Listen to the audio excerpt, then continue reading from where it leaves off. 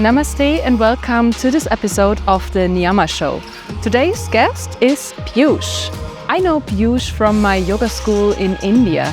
He teaches there yoga anatomy and pranayama and he loves Yoga Nidra. We talked about yoga, the benefits, how he jumped into the yoga path, what he gets from being a yoga teacher, and we talked really deep about Yoga Nidra. It was super inspiring and I loved this conversation. I wish you a lot of fun, a lot of enjoyment with this episode. So yeah, let's dive into it. Hello Piyush, welcome to the Niyama show. Welcome to have you here. My very first question is, how are you right now? Where are you right now? Well, I'm doing very well. I'm enjoying my vacation in UK, London. I'm visiting here my girlfriend and it's amazing weather here. It's an amazing city. It's my first time, so I'm loving it and enjoying it even more. So I'm very good. I'm very well. Every day is just one more day of excitement, where to go, what to eat, what to do. So when you're on vacation, everything is good. So yeah, this is my vacation time, so I'm loving it. I'm enjoying it. Beautiful. How many days or weeks do you have left? I'm going to be here for 1 month more, and I've already been here 1 month. So it's been very nice, and I'm looking forward to more events coming for next 1 month. This sounds great. So let's dive deep into the topic of yoga. So I am super curious. All right. Tell us about your personal journey into yoga and how it has positively impacted your life. What made you fall in love with yoga and what inspired you to become a teacher? Well, that's a very big question, and so I hope so you're ready take for your a long time. answer. So yeah. Well, I'm gonna start with my early age. As a child, I was a very curious seeker, and I always had this curiosity for existence. Like even from very young age, I would just start thinking about why I'm here, what is this existence, what am I doing here, does it make any sense? And wow, that's super deep. Super deep, yeah. I was so young, like 7, 8, or 9, when I started having these thoughts and feeling very early age. And I would try to talk to my friends. We were young, and they don't understand anything what I'm talking about. What? And then they would, because at that age you're just excited about life and playing and everything else. You don't care about all these deep philosophical concepts that comes later in your life. But I had that curiosity very early in my life, but I had nobody really to talk to, because if I talked to my parents, their basic answer was always like, God created us, this is God creation, other religious way of putting into it, which was okay. That suppressed my questions in a way, and I went on my childhood, but there was always this curiosity which was never felt answered by any of the answers I got at that age of my life. So there was this hole within me, I would say, always there, that was always curious to understand existence and how does it works and what is this going on, where I'm coming from, where I'm going. So life went on, but these questions were always inside me, but I kept playing into the world's rhythm, into the world's illusions, you would say. Yeah. And I never felt happy, or I never felt content. In a way. And so you continued with what it is normal, like going to school and later deciding what to work and go to university or to study something. Yes, but exactly what you meant. Yeah, so I had my ADHD issues also in that period of my life, when I was very naughty and very like active child, and I was used to be a menace for my parents and for everybody near me. And so I went through a phase of a lot of counseling, and I saw a lot of doctors so that I can become normal in a way. Okay. And that was a very surprising, not surprising, but that was a very drastic change in my life. So I was going through some medications, and I lost myself in the process of becoming normal in a way. Okay. And so those questions I had very deeply they got even more suppressed. Now I was suppressing because of the society, and then they got suppressed even more with all the counseling and trying to become normal for the society and for my parents. Wow, And then you make me super curious how you dove into the yoga path. Yes. So yeah, so for like I was around 12 or 13 when I think 11 or 12 when we started with my medication, and I became completely bland, a very like I lost all my energy and activeness, and I just started focusing on my studies and becoming a nerd and all of that. But in a way, living a very depressed life inside, slowly and slowly, that suppression of my inner child, or that my inner self fell into depression because I was living a lie in a way. And by the age of 16 and 17, I fell into really deep depression, and those questions started coming forth even more, with more of flame and fire about what I'm doing, like because I always had this curiosity, as I told, and I was not getting near it anymore, even though I was getting even more and more away from it. And there was a part within me which was not liking it. And so there was this depression within me that pulled me into very deep darkness, you would say. But then again, I still didn't come at the age of 16, 17. I still didn't come to the path of yoga yet. I went to university in Malaysia to learn something about computers and computer gaming. So I was very interested in it. But again, as I said, I was still suppressing all those emotions and thoughts and that deep inner inquiries within me that were always there.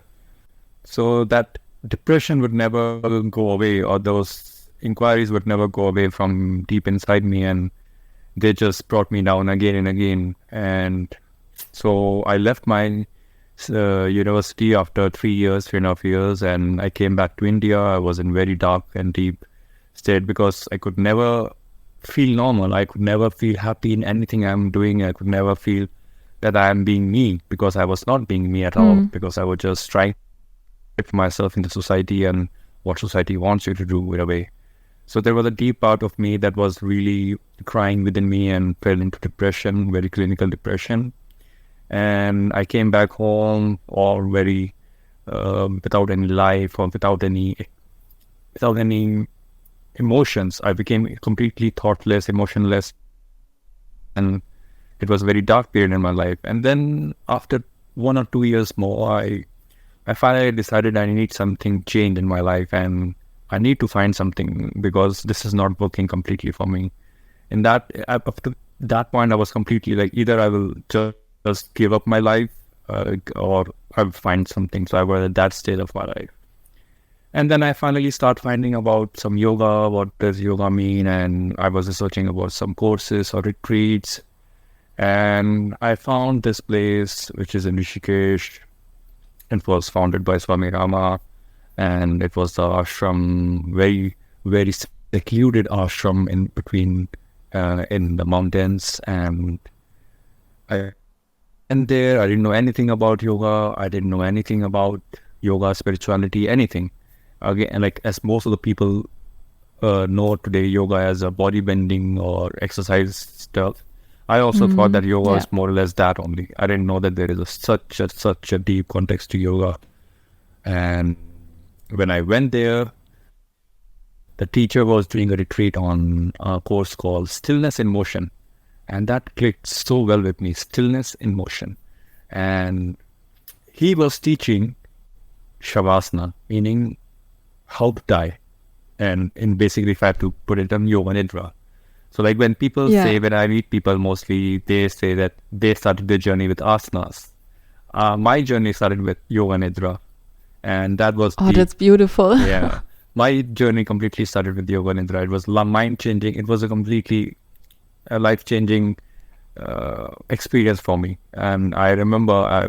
After what you said, all these searching and these questions you have in your soul with this, where I come from, how does the universe works, I think it's like Yoga Nidra is the perfect method to dive deeper into this topic.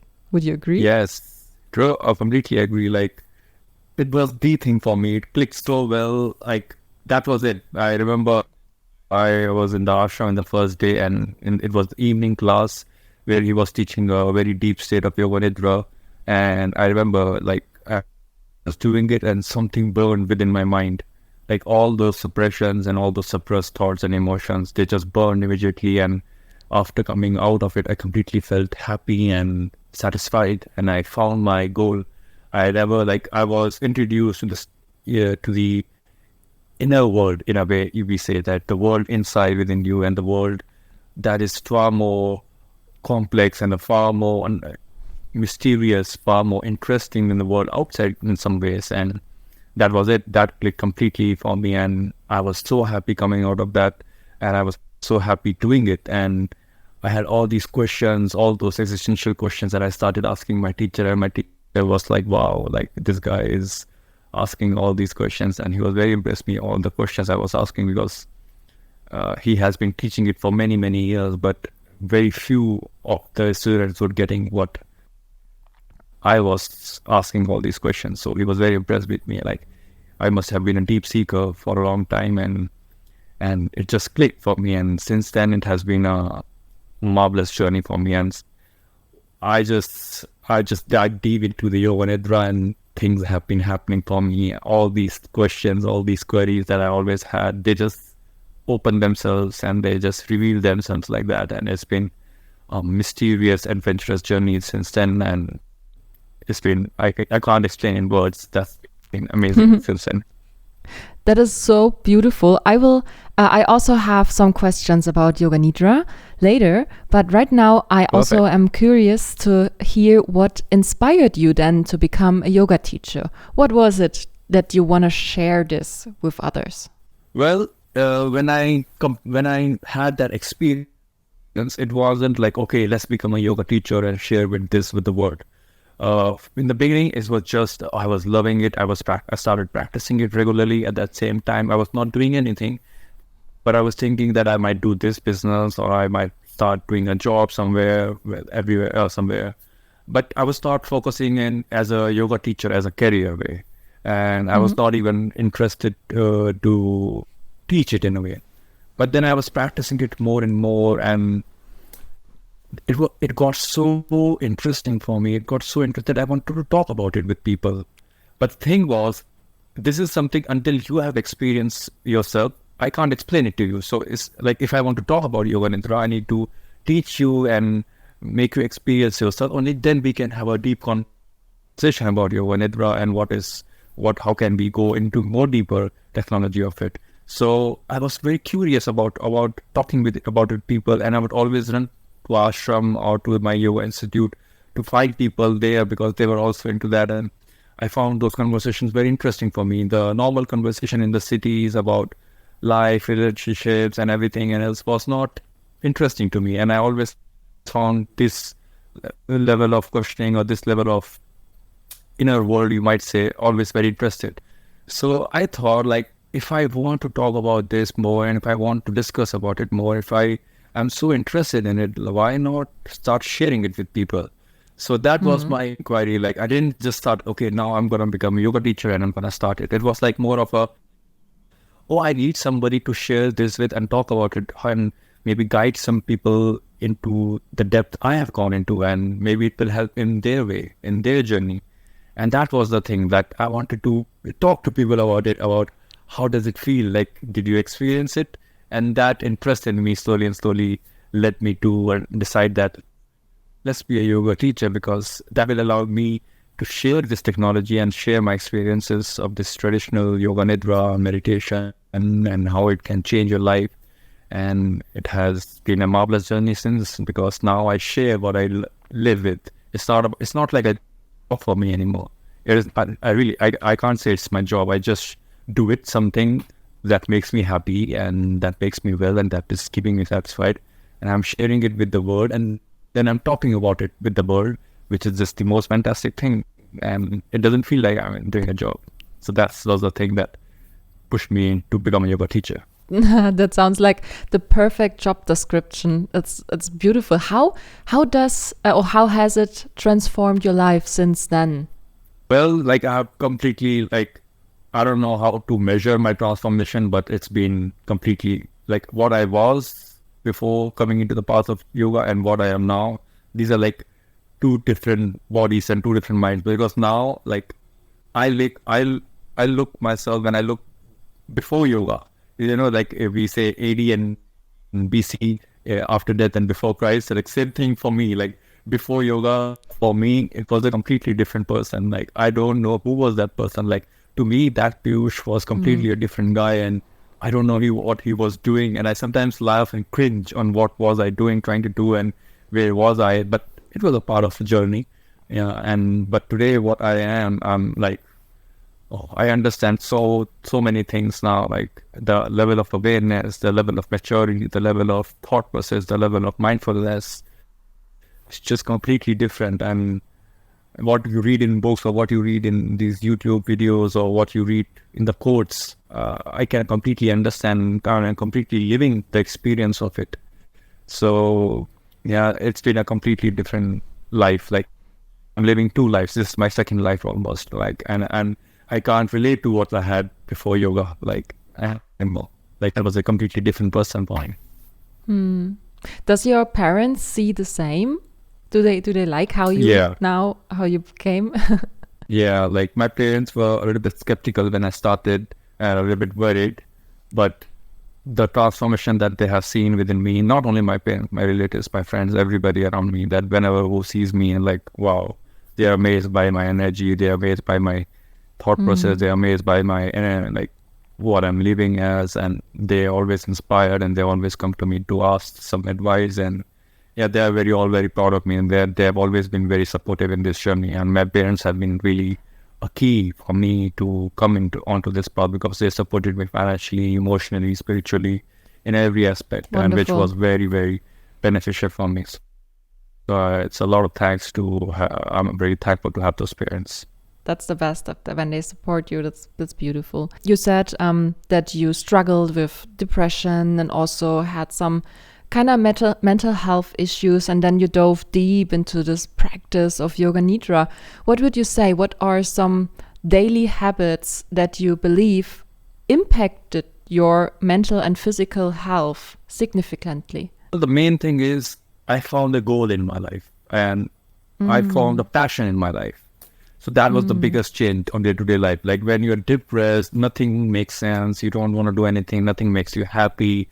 You don't feel the love for life. You feel all this supposed to mean I'm doing whatever I'm doing is just useless. I'm useless. All this negativity just keeps pouring within you, and you don't feel satisfied by anything. You don't love the food that you eat. You don't love the place that you live in. You don't love the presence of other people around you. Whatever is around you, you don't like it. But when you start this process and when you really deep dive, the first thing it starts to change your awareness level. Even if there is negativity, you learn how to detach yourself from it. That is one of the main I totally things, agree. Yes, that has been the main, like, of course, like, it's not like when I've started yoga and meditation, the negativity doesn't come. The negative thoughts are still there. But now there is a level of disassociation that these are just thoughts.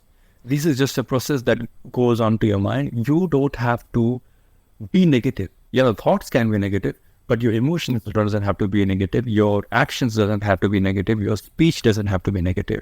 And that has been a tremendous change in our life. Like I can have all the negative thoughts going on within me, but there is some love for life and there is more passion. So the positivity, the love for life, the love for this day, this love for being here, the love for eating my food, the love for talking to different people is even more than the negativity that comes within you. So that has been a tremendous change, because when you're depressed, negativity overplays you all the time.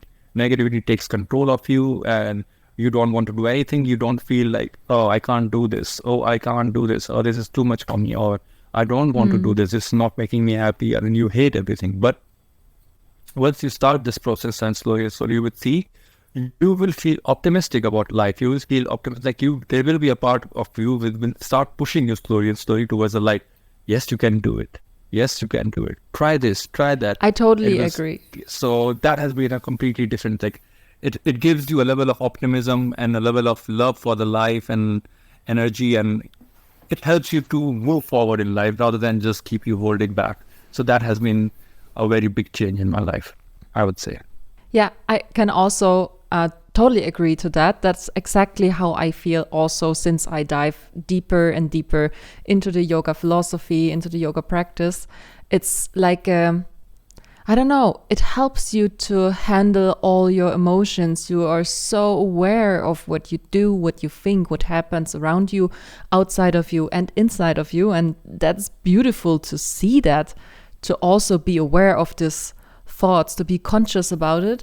And this is so, so beautiful.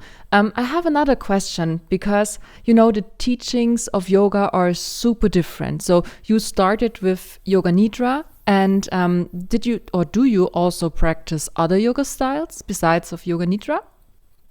So yes, so my initial journey started with Yoga Nidra, but to get better in it, I started meditation. Now to get better in meditation, I started doing pranayama. Now to get better at pranayama, I started doing asanas. So my journey has been completely opposite in a way. Like most of the people starts with asanas and then they go into pranayama, meditation, yoga. Nidra. Like you but went my journey was completely opposite. Yeah. It's So it was like funny. you went the 8 limbs of yoga backward. Yes, completely. Yeah, yoga backward. So, and that I think that was the journey of sages too, because I don't think so. They just started doing all these asanas one day and like thought, okay, now we can meditate. I think they had all these inquiries within themselves and they wanted to sit and see inside. But in order to Yes. do that, they started doing this pranayama study, and then they started doing this stretching so that their body can be more flexible and sit more easily in that posture. Yes. So I think that was the main journey, I think, and that's how I felt. And so I do everything. I do hatha yoga, I do pranayama regularly, I do meditation, I read certain philosophical texts, that helps also. And of course, I practice meditation in Yoga Nidra. So actually, this is the whole, like when you go into the classical yoga, these are all the limbs of the yoga. Asanas, pranayama, meditation, Yoga Nidra. These are all different limbs that helps you to progress yourself in journey, and which is called Raja Yoga. I don't know if you have heard the word Raja Yoga, the royal I path. heard it, yes. It's based on the Patanjali Yoga Sutras. So yes, I practiced more or less the whole combination of it, and it's like, yeah, so that's why I said that you just can't only practice or meditation or Yoga Nidra. If you want to progress, you need to have an overall approach and an overall flexibility. And by flexibility, I mean mind's flexibility, not the body's flexibility. Yeah. You said you are now in London, and you originally are from India, and you are in between East and West. So Yes. I know there are also a lot of subtleties in the yoga practice and also in the teachings, of course. Do you think or do you believe there are some subtleties missing in the West from the traditional yoga? Well, I would say, yeah, in a way, yeah.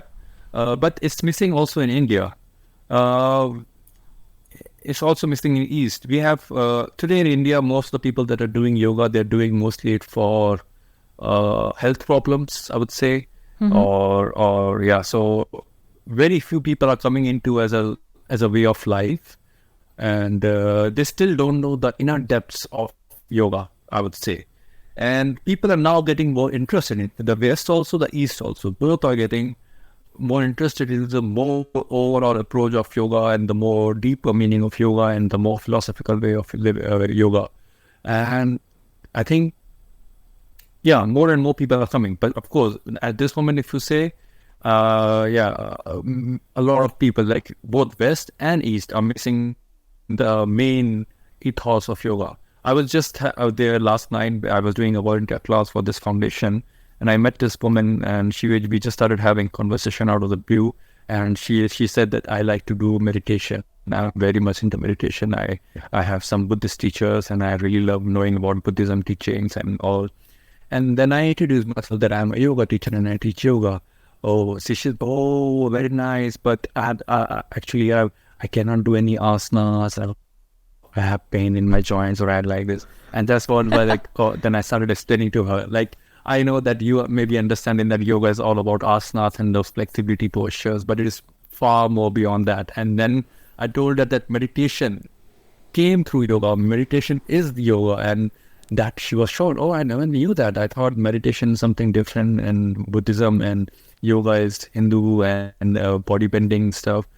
I said no. It's Interesting. that's unfortunate and tragedy that today everybody thinks yoga has a flexibility and body cut, which is it was not. But it's good to see and also to feel that it comes like in waves. So you say the East and the West, they are missing some of these subtleties, but also now they are more and more curious to dive deeper into it. Also, Yes. when I teach yoga with what I learned at your school where you work at Yoga Mandiram, I was so happy to learn all this intensive stuff about yoga philosophy and how you can combine it. And I love also to include it into my teachings. And the people, they are not. When I would start with, today we are doing a lot of yoga philosophy and not asana practice, maybe they are not so happy with it. But when I include it and mix it and they don't know really about it, in the end they are so happy and they have these aha moments when they realize some things in their lives, and it's beautiful to dive deeper into it. It is. And to be is. a part of it also as teacher, to share the wisdom, to let them know that it is more than bending and practice. True. Another really interesting question when we talk about teaching. So in the West, maybe you heard that also, that a lot of people say you have to go to India to do your perfect yoga teacher training. And also I heard that, but back in these years, I could not afford it to go to India. So I made my 200 hours in Germany, and then I went to India for the 300 hours. And I can totally agree that there, or maybe it's because of the school, but it's special to do yoga teacher training in India. And what would you say? What sets yoga teacher training in India apart from other countries? And why is it highly regarded in the yoga community? What would you say?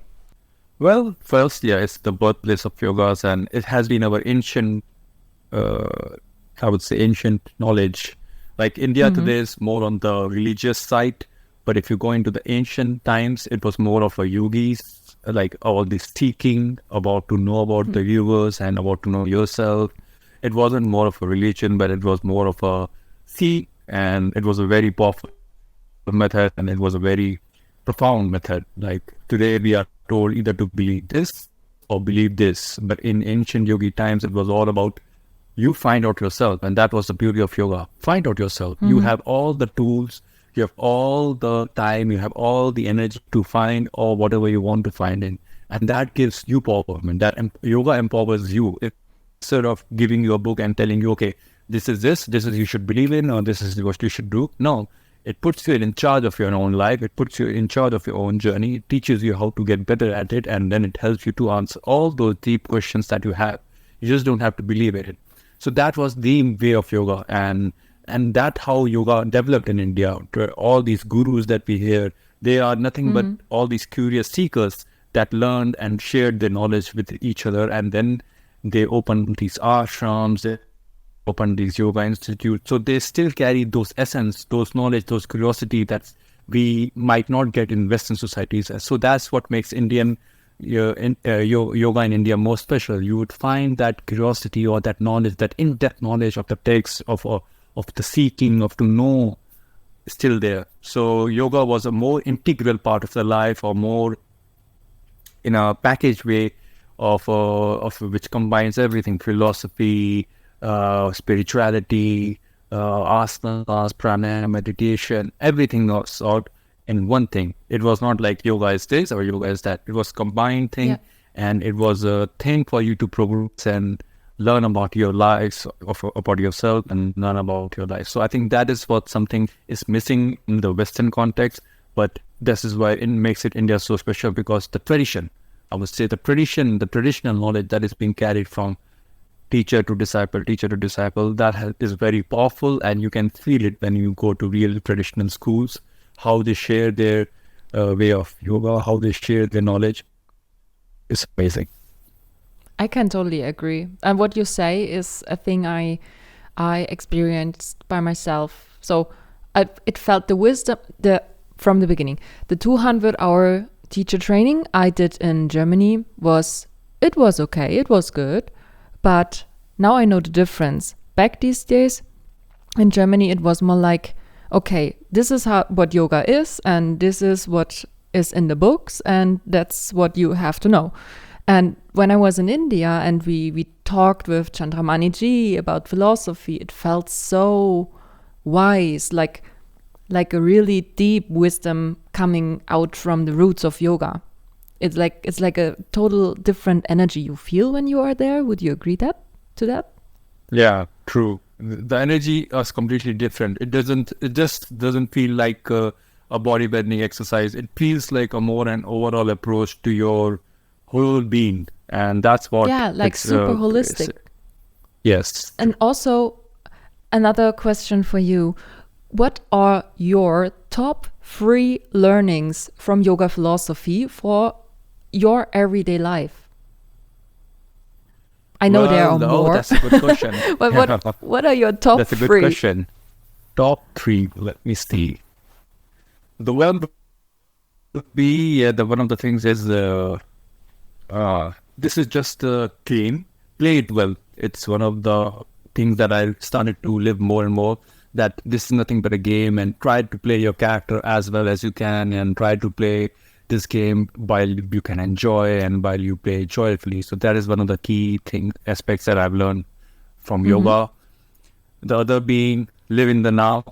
Yeah, because as we all know that your mind is either hanging on to the things of past or it's all worried about the future. It's always between these two divisions, and yoga brings you into now and today. Let's enjoy this food, and let's enjoy who I'm talking to at this moment. Let's enjoy whatever money I have. Let's enjoy where I'm living at. It helps you to live in the now. Like there is a philosophy, live in the now, but yoga really helps you to live in the now, and that's one of the main things that world leads, and I think has been a really life-changing thing for me. And the second thing, so I already discussed 2. The third would be, I think, Yamas and Niyamas. Yes. And Yamas in a way, I don't know, like they have helped me observe my behavior more, and they have helped me how to use my Yamas and Niyamas to pay my way in my journey. How not let my emotions or the journey and the people outside, the world outside, deviate me from my journey. And that has been a very main thing, because we live in a world where there are so many external stimulus, there is so many external relation, even though you are interested and you have goals in your life, but there are things that will take you away from your goal. So maintaining Yamas and Niyamas in a way help you to progress in your journey. And that has been a very big helpful. So I would say these 3. Beautiful. These are really, I would say, you described like the essence of yoga philosophy. Thank you. Yeah, I try to get as much as I can. Yeah, and I can agree to all of that. The Yamas and Niyamas also helped me a lot. When I talk with people about them, I start with my 200-hour teacher training, and the first time I learned about the Yamas and Niyamas, it felt like a self-therapy. It was like, yes, you finally understood how you behave, what you want, who you are. They help you so much, and that's beautiful. So now I have the time to dive a little bit deeper into Yoga Nidra. I know you are so well educated in Yoga Nidra, but for our listeners who don't know, what is it? What would you say to describe it in an easy way? What is Yoga Nidra? Oh, all right. Yeah,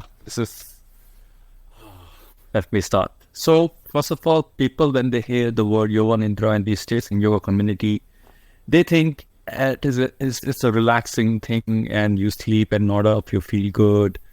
No, that was never the meaning of Yoga Nidra, to just relax or just to nod off into sleep.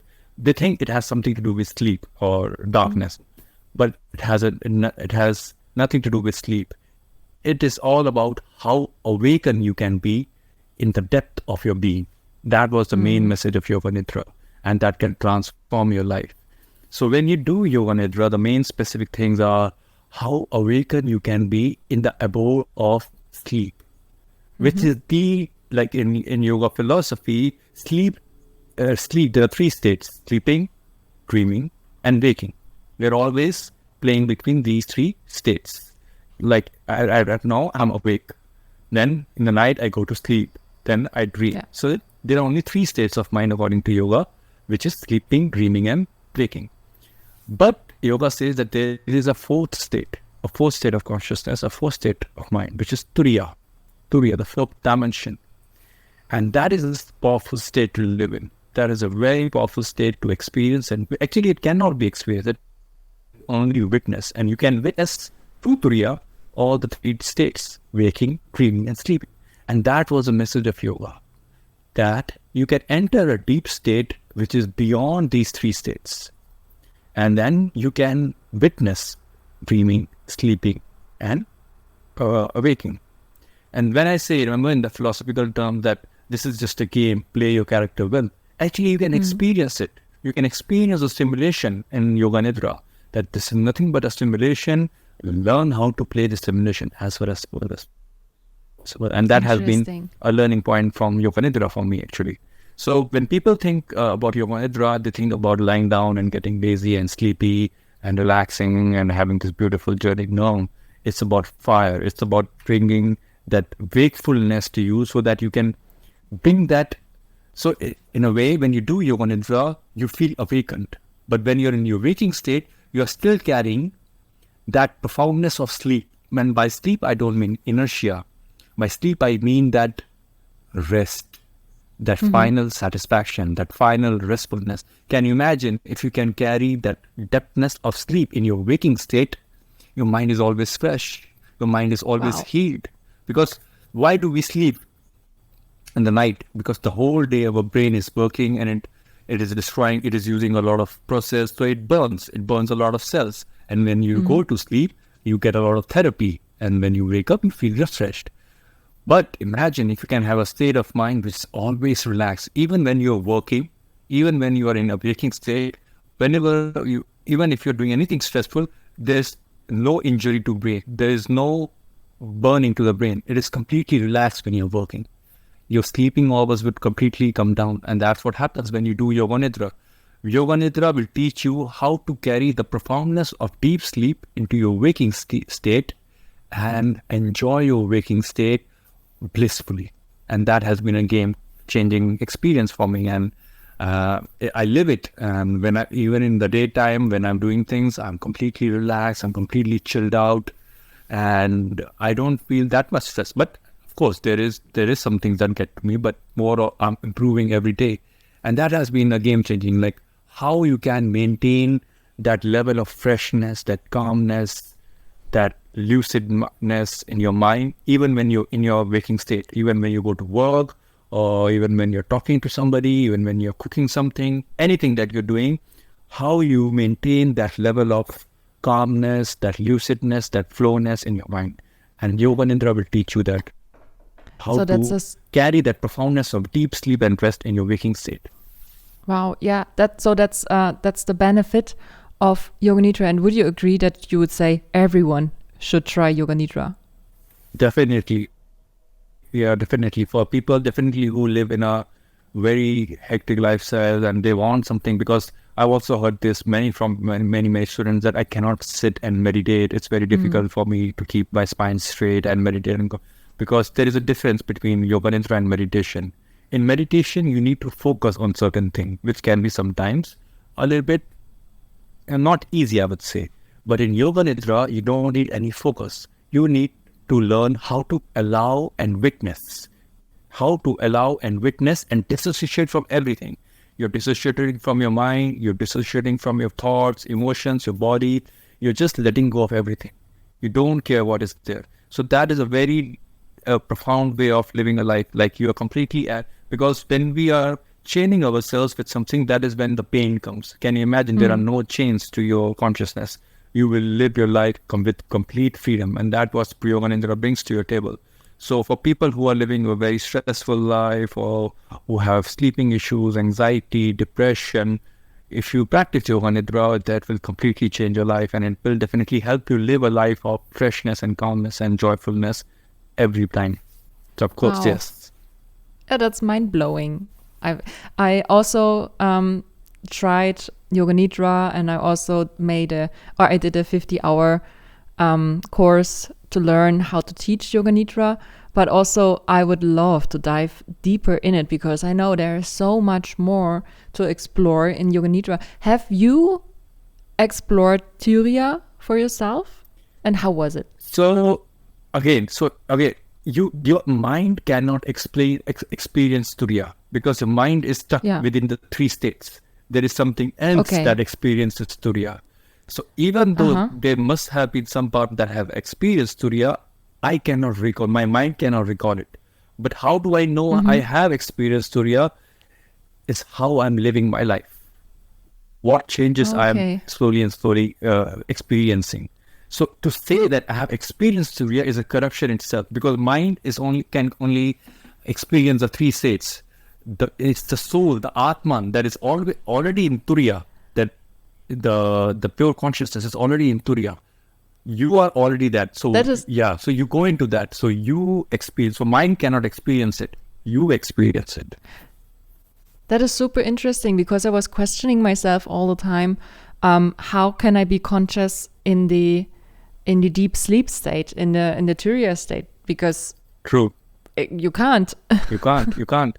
So this is something that people also have to understand, because people start looking for experience through their mind, and that sometimes is frustrating, because mind cannot experience these states, because mind is coded in some other way. Mind is coded to experience these three states, but there is something within you that makes you, which is experiencing those higher states, and you just have to learn how to dissolve your mind, how to dissolve your emotions, how to dissolve your body in order to become who you already are. So in a way. Yeah.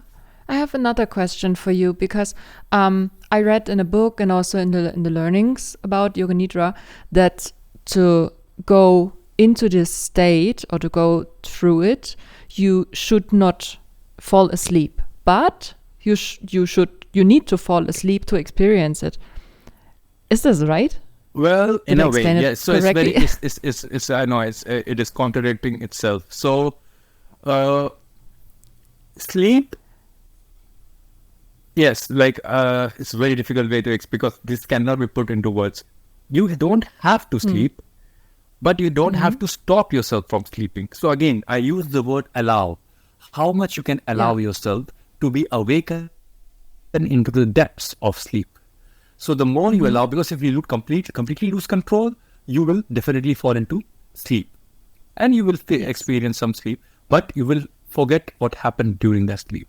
But then slowly you have to learn how to be aware of that deep sleep. But that comes with practice. So yes, as I said, mind will go to sleep, but not you. If I have to put in this word. So mind goes to sleep, but not you. If you understand that, that means I understand that. already I understand experienced Yoga that. Nidra. Yes. What blows my mind is that when you do Yoga Nidra, you are in the beginning, of course, you are awake, you are conscious, you hear what happens, you move your mind through your body, and then there is a moment you kind of let go, and you're in between these states of awaken and asleep, and you don't really know what the teacher said in this moment or how far we are in this practice, but in the end you are there.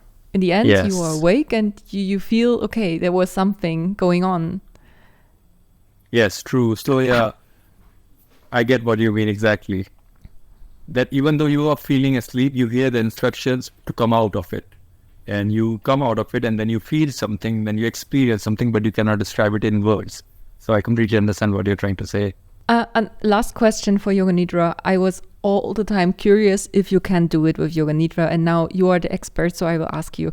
I read in a book that some teachers said you can learn languages in the state of Yoga Nidra. Well, would you agree? Is this true? Can you do that?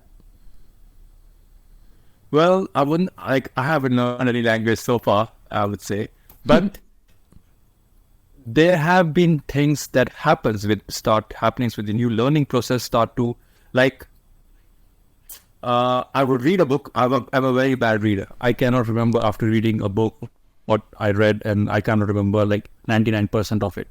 But nowadays, when I read something, when I watch something, even though now I don't know anything, but I do Yoga Nidra, and when I'm teaching about it or when I'm talking about it, all that information starts to flow through me. So I teach anatomy and I teach a lot of scientific stuff in the yoga teacher trainings, and I found it very difficult to learn all of that, the words, the whole connection between every body parts and everything. I found it very difficult for me.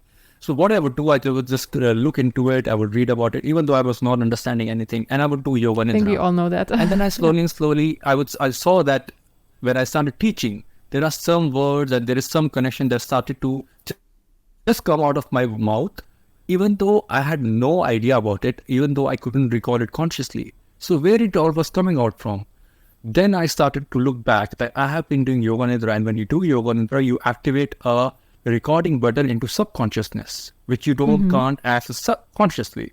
So even though I don't know what I am reading at this moment, or I can't understand, but there is a conscious part within me which is learning and seeing things, because at this moment you are seeing and learning all those things, but you can't remember all of it. But there is a subconscious memory within us, which is always recording and understanding. So I can say for sure that it has helped me learning. It has learning, understanding things even more profoundly and deeply. And it just comes out through me. Like, even though I don't remember it consciously, it just flows out of me sometimes. So yes, I can be sure, like, there are some people who might have been interested in learning different languages. They might have learned it, and it might just flow through them, because when you are in deep states of consciousness, it is very powerful and it can learn things that you can't even imagine it. So you would say to maybe to transform it for the listeners in a more practical way. In my understanding, I think I got it now.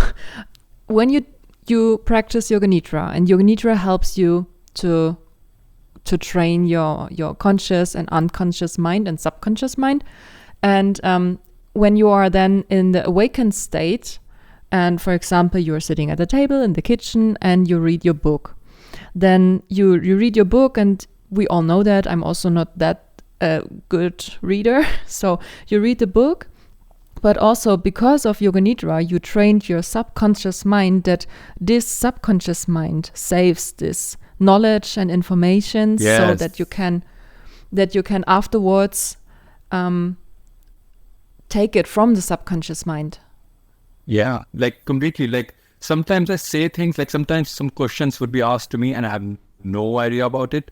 But there is a part of me just says the answer and I don't even know it's right or wrong. But then I will go back and see, did I answer it correctly? What did I just say? And then I would like, wow, I didn't even know it. Like I just took a shot and it was completely right. Like how is it possible? So yeah, in that sense, Yoga Nidra has really helped me in learning disabilities, and it has given me a secret superpower of learning, I would say. For people with learning disabilities, it can be a major changer, a game changer for them. I hope we could motivate a lot of people to start Yoga Nidra, because it's the best. I can also recommend it. Do it, try it out. So the last topic I want to talk about is the yoga teaching, because you are a great teacher, and I know you teach pranayama, you said it, you teach pranayama, nidra, and also anatomy. And one question about yoga anatomy. How does an understanding of anatomy enhance the yoga teaching experience? And how do you make it accessible for your students? Because you said it's sometimes anatomy can be so hard. Yeah, true. Yeah, sometimes I wonder, like, how did I learn even anatomy, all these concepts, all these body mechanisms? How do I know the words, and how do I know the bones and muscles and how are they working. Sometimes I'm just impressed by myself, but I think it's all about Yoga Nidra and the divine blessings that I have gotten. So yeah, that's a very good question. But learning about anatomy has helped me understand spiritually. That has been a really interesting journey. Like learning the links between mind and different organs, minds and my limbs, minds and my spine, and the journey and the revelations that come out of it. I have made such tremendous journey. Like I don't know if you know, but there is a complete connection between your physical body and your emotional body. And every emotion is situated with certain part of body. Like I will give example that all your anger goes into the storage of your liver. All your fear goes into your bladder. All your grief goes into your chest. All your nervousness goes into your lungs. So all these negative emotions in some way or another are storing into some form of your organ, some sort of body. I suffered from a lot of bladder problem in my early life because I was so afraid and fearful. I had a lot of panic issues, and I stored a lot of trauma, and I stored a lot of fear in my bladder, and I had a lot of problems due to my bladder. I went to multiple doctors. I went to see so many psychiatrists and so much, but I took medication. Nothing worked. And nobody could figure out what problems I'm going through my bladder, but I feel the pain, I feel urgency, I can't hold it. I had so much issues in my bladder. And then I came into the path of yoga, and I started learning anatomy, and then I started learning about the link between all the bodies, the emotional bodies, the physical body, the mental body. And I found out that it's not only the physical body that can be injured. It can be your emotional body, it can be your mental body. And that is what really helped me and made anatomy interesting for me. And I then searched about my bladder issues, and I saw a more holistic approach towards my bladder issues. And I started talking to my bladder. Can you imagine like how crazy that sounds? But I started talking to my bladder, and I asked, like, why are you suffering and what is going on? And it answered. It answered me in meditation, and I stopped doing those things. I just looked into those things. Gone. The problems were gone. Like I have been suffering for something 10-15 years away. For 10-15 years, doctors after doctors, nothing worked. I just talk to it. I just understand it. I go into deep state of meditation. I ask, hey bladder, why are you suffering? Why are you storing so much problems? It answered why. I look into that answer, and it changed my life. So that is... So it's the awareness then you get. Yes, that everything within you, it's not only that your mind is awakened. Every part of your cell, everything in your body is alive. It has spiritual element to it, has emotional element to it, has mental element to it. Like at this moment, you're not thinking of your heart. Okay, heart pump your blood so that I can live. No, it is just doing yourself. You don't have to order. So everything in your body is working for you, and you have to work for your body in a way. They are doing all the things for you so that you can live a life and enjoy this simulation. In a way, you also have to respect them, and you have to take care of them, and you should be able to understand what are the things that you're doing wrong. Like eating wise, there are so many things that I've cut off from my diet that were harming my bladder, that were harming my liver, and changes like that. So when you learn about your body, when you learn about, it's not, okay, all these technical terms are difficult, of course, I know, but you will learn so much about yourself, and not only physical, you will learn about yourself on your emotional level, on your spiritual level, on your mental level. You will learn so much. Oh, wow. So that's what has been going on with my life. Oh, that's what is going, you, like in yoga, when we tell that if you're sitting like this, what does the person mean? Is he sad or depressed? Yeah, you can completely tell the person must be sad, depressed, or suffering from low self-esteem, because you're storing a lot of negativity and depression in when you're holding your posture like that. So all these things does store your emotions, all your muscles, your fascia, your bones, your organs within, they do store all your emotions, and they are there for your better. But if you don't take care of them, of course, then they will create problems for you. So just talk to them, just learning about them, learning what heals them, learning about how they keep it clean, helps you to make your life even more joyful. So learning about my body and learning about my own anatomy has helped me live my life more spiritually and joyfully. That has been the biggest revelations for me. It's not about just giving your students some technical stuff. And that's what I try to bring in my teaching. How can I make them aware that learning about this body, learning about this different levels of body will help you ease your problems and help you understand yourself on so many different levels, not only on physical level. Oh, now I wished I would have you in my 200-hour teacher training. What you describe is exactly what me and my friend Natalie were talking about. We wished to learn back then because it was really, it was anatomy pure, like only isolated muscles, bones, joints, but not this connection. We missed the connection to yoga. And what you described is beautiful. Yes. To connect it in this way, to listen, to feel, to understand your body, how it works in all these types of bodies. This is beautiful. It is very interesting. You said also problems are normal. And also as yoga teacher, from yoga teacher to yoga teacher, did you have some challenges in your teachings or some of biggest challenges you've encountered as yoga teachers? Yes, there are always challenges in everything that you do. I've encountered some challenges. Like sometimes there are different group of personalities, and some people want more emotional side of you, and some people want more technical side of you. So sometimes it is difficult to manage between those two. So there are always these issues that there are certain kind of students, and because everybody is in different form of journey. Some people are just traveling and they want to learn about yoga. Some people are very deeply in deep existential crisis and they want to learn more philosophical part of yoga. Some people are physically injured, so they want to know the asana therapy. Some people are more mentally injured, so they have anxiety, so they want to learn more about pranayama. So we always have this mix of students that want different things, but how to keep them interested and together in one class and give your best can be sometimes challenging, but you always find your way through. So there is always challenges in yoga teachers, but once you are doing something that is coming from your honest self, you don't really care what people think, and that has been amazing. So there is always some people that you cannot satisfy and that might not like your teachings, but if you're doing it from the bottom of your heart, if you're doing it honestly, majority of the time people will appreciate your learnings and teachings.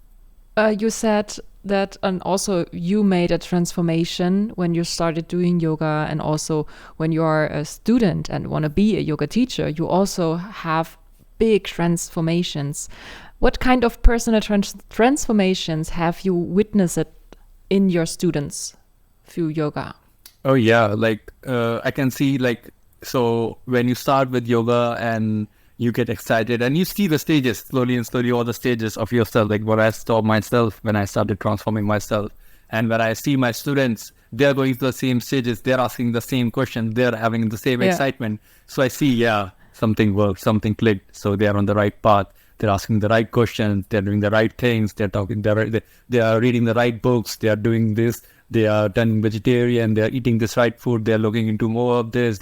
So there are little hints. When I see this, it makes me feel a little bit giggly and like, oh, look, I was there once, I was at that stage now. Of course, so they must be also on the right path. So it's funny to see that same stages in all of my students also. Did you had ever a student who changed completely, different person from the beginning than in the end? Oh yes, I have so many, and I have so many. There was this one guy who was into so much calisthenics. He had a tight body, and he just wanted to do all the push-ups and pull-ups, and he was so hard body. And now today he's completely flexible and relaxed, and he can move his stomach, and he's enjoying the flexibility, and he's enjoying the meditation. He just went into 90 days of Vipassana. The guy who already wanted to push-ups, 100, 200 push-ups a day, now he's sitting still and talking about how much he cried, how much he has learned through just by closing his eyes and looking within. So many. Yeah, when I meet those, I feel so joyous that, thank God, I showed somebody light too. That's super inspirational to see this and hear these transformations people do. we are going to the end of our conversation. Can you share significant life lessons you've learned through the practice and teaching of yoga? Well, yeah, I think I shared my three philosophical contexts, but there are more or less closer to that. Yeah.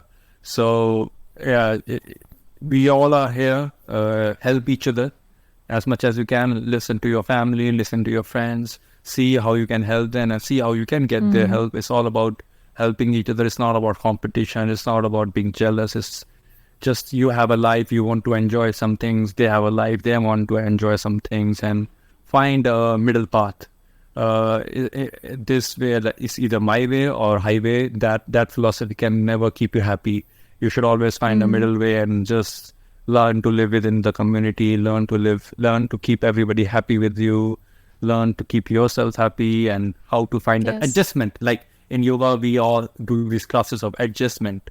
And those adjustments are not about physical body. They are about your mental body and how you can adjust yourself in the society we live in. And that's all it is about. How to adjust yourself to the situation, how to adjust yourself to your family, how to adjust yourself to your work environment, how to adjust to your place where you live, how to adjust to your wife, your husband, your daughter, and for the benefit of others, for some sacrifice, some compromise, some understanding, some communication.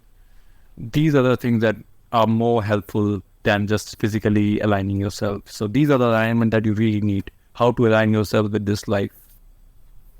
And now I am going to my last question on my board. We are already talking an hour. That's beautiful. This time flies by. That's amazing. So the last question on the board is, what advice do you have for aspiring yoga teachers who aspire to inspire and guide others, especially those who are self-employed and love to travel? Well, I would say just stick to your honest self. I know that there is a lot of yoga out there in Instagram yoga, YouTube yoga, and sometimes we get flooded by them like, oh, I need to do this posture, or I need to learn this philosophy, or I need to learn this meditation, or I need to go there to impress or to make a living. No, I have seen with myself, the more honest I am, the more honestly I teach, the more honest I remain to my journey, and the more it becomes better for me. Opportunities comes, people love my teachings, doors will open. So don't try to force yourself into some part of yoga which you don't understand, you don't like, but you're doing it because the market wants it. Don't do it. Just stay to your honest. Like if your interest is in meditation and Yoga Nidra, stay into there. You don't need to learn a lot about asanas. If your interest is in asanas, stay in there. You don't need to learn about philosophy. Just be your honest self. What helped you? Help through that to those people. Don't try to fake yourself into some other subject. So that's what my honest recommendation or advice to all the aspiring yoga. Just be your honest self and teach what helped you improve your life. I think that's a really, really good advice, because a lot of young yoga teachers, they see and they feel the pressure of the society, and it's good to tell them, stay true to yourself, stay honest to yourself, go your path. True. Piyush, do you have some last words, or do you want to share something else with us, with me? Well, I would say, first of all, thank you for inviting me to this podcast, and I really like what you're doing. I see your Instagram posts and the way you talk about everything. I really like your communication skills, how you made me feel so open and so invited to share all my journey with you. That says a lot about your personality. Not everybody can do that. So I'm so happy and so admire your passion, and I so admire your skills of interviewing somebody and opening them up. Thank you so much. You have a really beautiful energy, and I hope you keep doing this with other people and invite other people to listen to their stories, because we need those people and we need these stories to be heard by some medium, and you're providing a beautiful medium and a beautiful energy to share with everyone. So I hope you continue this journey about sharing yoga journey of other people also, and your journey also. And I can be a help of any kind. So I think you're doing really beautiful work, and thanks for inviting me today. Thank you so much for these words. Thank you. I'm blushing a bit. Oh, you should. It's nice to hear. Thank you. And I also thank you for your openness. And I think the time flies by so It quick. does. It does. Can't believe it is an hour now, or a little bit more than an hour. And it was just a beautiful conversation. And I think, sure, we could dive deeper and deeper into each topic. And it's hard sometimes to pick out a few more other topics to make this conversation round and not into just one topic. But I think we found a really, really good way to talk about these. And yeah, I have a last question for you. Sure. Would you be in Chiang Mai this year again? Yes, I would be in Chiang Mai in October. And yeah, I hope to see you again. I guess you will be there again. So yes, it's going to be one exciting journey again. Yeah, we will fly to Chiang Mai maybe in the mid of September. No flight booked yet, but we will be there for 2 months. So amazing. Yeah, I will be for there in sure, the beginning of October. Yeah. Great. For sure, we will see each other again in a Sure. few months. And yeah, so now we are in the very end. Thank you for being here, having you here. Thank you for everything. Thank you to all our listeners. And yeah, we wish you a beautiful day. And I say namaste, Piyush Ji, thank you. Namaste. And namaste, see you soon. See you soon. Ich freue mich, dass du bis hier zugehört hast und hoffe, dir hat diese Episode gefallen. Ich würde mich freuen, wenn du einen Review auf Apple Podcast geben könntest und auch gerne diese Episode auf Social Media mit der Verlinkung @niyama.show teilst. Du hast dich in den Themen wiedererkannt oder kennst jemanden, den ich interviewen sollte?